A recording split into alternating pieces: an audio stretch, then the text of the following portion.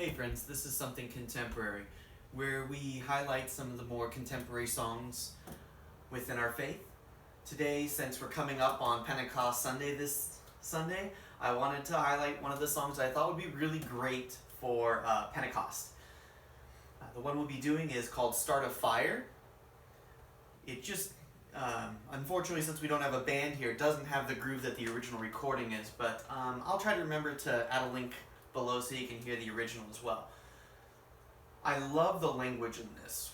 The world can be cold and bitter, feels like the dead of winter, waiting on something better, but am I really going to hide forever? And then this chorus that just has this great melody as well as text.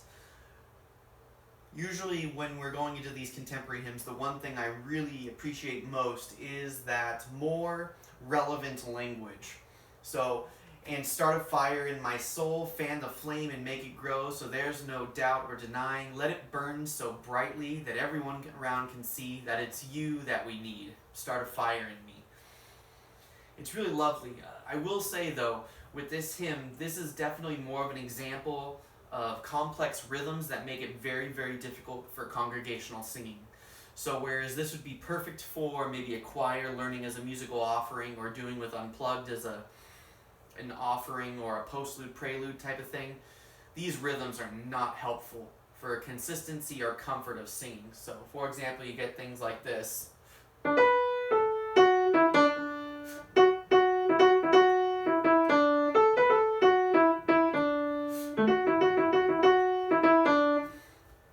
With those types of drastic changes in rhythms, that actually puts a very complex reading ability. I'd say definitely more in like high school, maybe sophomore, junior year, being able to deal with dotted 8th to 16th notes and inconsistent syncopations with 16th notes. I mean, the fact that I even have to describe this is an example of why it probably wouldn't be successful for 100 non-musicians to be singing in a room together. When we think of a hymn, most of the time, especially from something like these, we're used to things that have very steady quarter notes, so like da da da, and then a couple 8 notes in there, da da da da da da da da da da da da da da da da.